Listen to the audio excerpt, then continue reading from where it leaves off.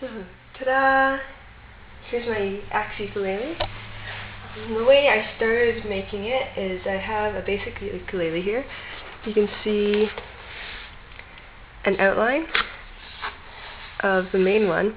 So I went and bought a practice ukulele. As you can see on this side it's all red. It's Mahalo brand. It cost me about $30, which is actually one of the cheaper ones.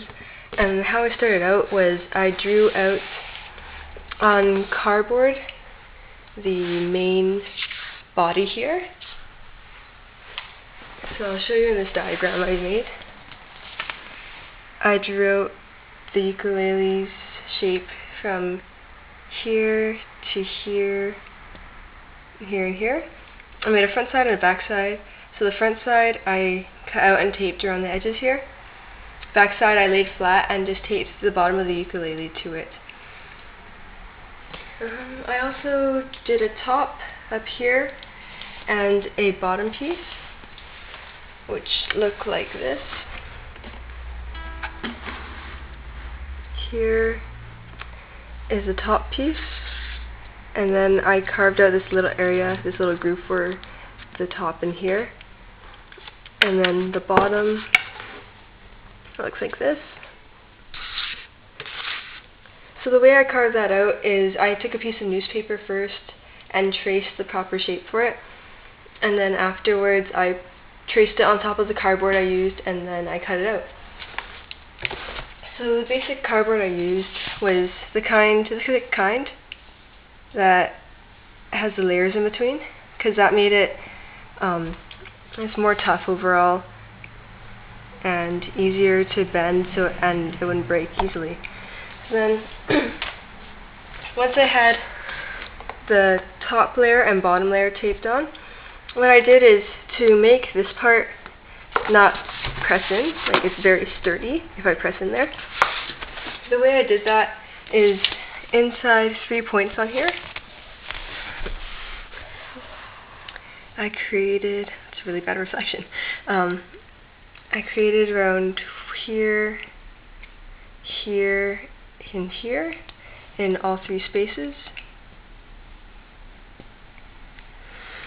Triangles, I basically measured the height between the top and bottom of the sides of the ukulele, and then I just took a strip of tape, took a strip of cardboard, and then just folded it into 3, taped it up, and then taped it to the surface.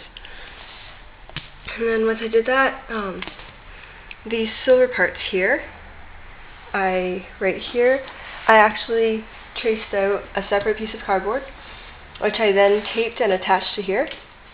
And I was very clumsy with this, so it wasn't an exact measurement. So then this side here, once I taped it, I actually duct taped it a lot, just to cover all the gaps. I wanted to make sure there were no holes. I wanted to make sure it was very structurally sound. So I taped this part. This is a separate piece. This is a separate piece. And then, yeah, I just like had, so there's a piece here, piece in here, piece in here, and then this I taped over to make it more intact. And then after that shape was done, I then took paper mache. The mixture I used was, I believe, 1 part flour and 5 parts water. So then I took that mixture, which you can easily find online, and then took strips of newspaper. Excuse me, I'm a little sick today. I took that basically, and then I would take my finger, dip in a bit of the paper mache mixture, layer some here, put the strip of newspaper on, and layer some on top. I tried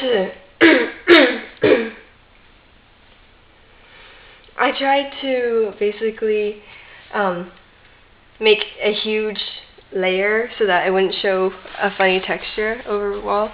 So when I tried to do one at a bunch, I ended up with a bunch of wrinkles here, which you can see.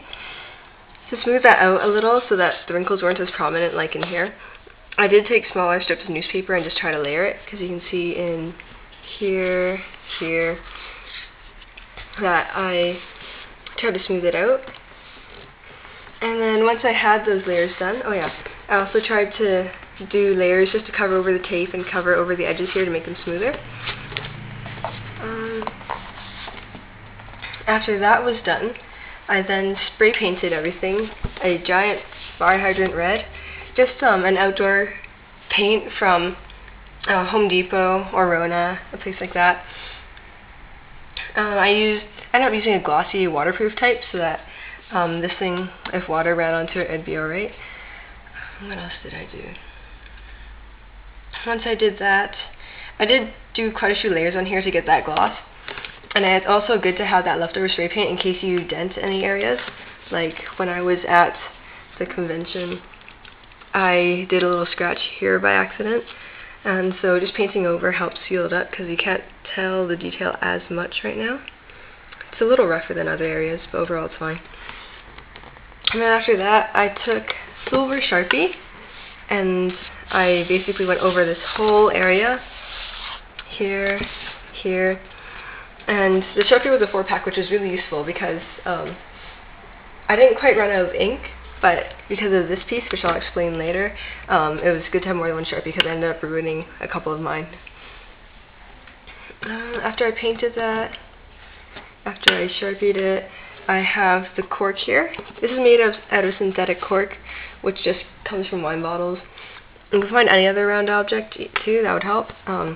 Just put paper on the end, Sharpied it, glued it on here.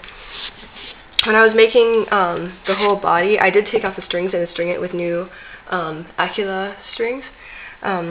This part used to be black, so I also Sharpied that. As you can see, inside is still a little bit black because I wasn't able to completely reach it all. And then, yeah, I stringed this, and then this part here, I just used a regular Sharpie and drew the X on there. It's not completely accurate, but it's pretty good. And then for this part, this was a custom piece it's made of wood, and then it did not come out completely right, so I did have to fill in bits and then use the Sharpie on it. So that was the difficult part, where the dust from parts of it covered the Sharpie and ruined it, and it was really hard to use, so I had to go through a couple of my silver Sharpies. And then, yeah, basically it's a piece, if I can take this off, it's a piece just imitating the end, and I decided against metal, just because it would complicate me getting past the entranceway in the conventions. And I was debating for a while how to stick it onto here.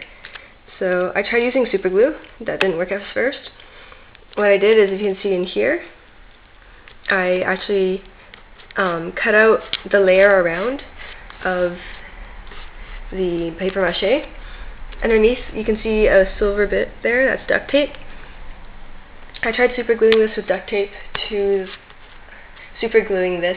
the duct tape, and then after that it didn't quite stick, so I ended up hot glue gunning it.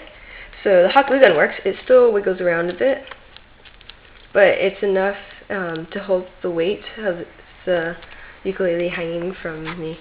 So the part here with the ribbon, I tied these on for the purpose of putting a hook on it and being able to hang this from me like a regular guitar strap.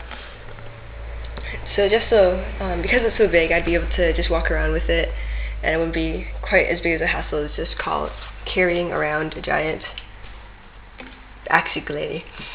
And that's also the piece up here. And then after everything was put together, I just took that, restrung it, and I think that was everything. So here's the basic shot of my whiteboard. Right here we have the ukulele. It's 10 inches in height, and total across from this point to this point is 20 inches. I have the total height from the top here to here on both sides is approximately 16 inches. The bottom down here from these 2 points and these 2 top points is 13 inches, and from the top point up and down to this point to the curve is 4 inches to help you measure how far out this should stick. And from the edges here, that really depends on the ukulele you've bought. Mine is a little over 2.5 inches, I believe, or around 2.5 inches. And I think that's everything. So I'll be back in a sec and show you just what the ukulele looks like with straps on, and showcase some Adventure Time songs by Marceline.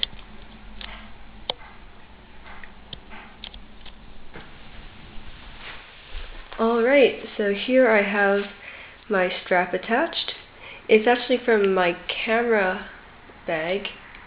No, not camera bag. The tiny little thing that holds my camera, which is only about this big.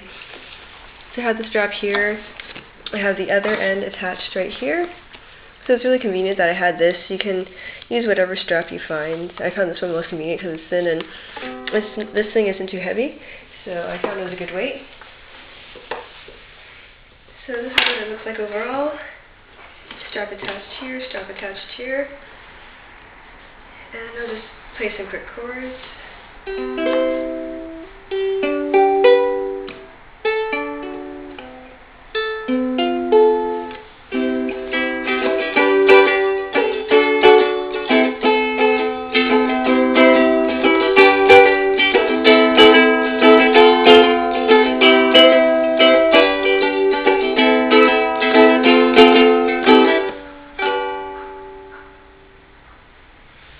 Okay, and I'll just come back in a touch just to showcase some of the Adventure Time songs by Marceline.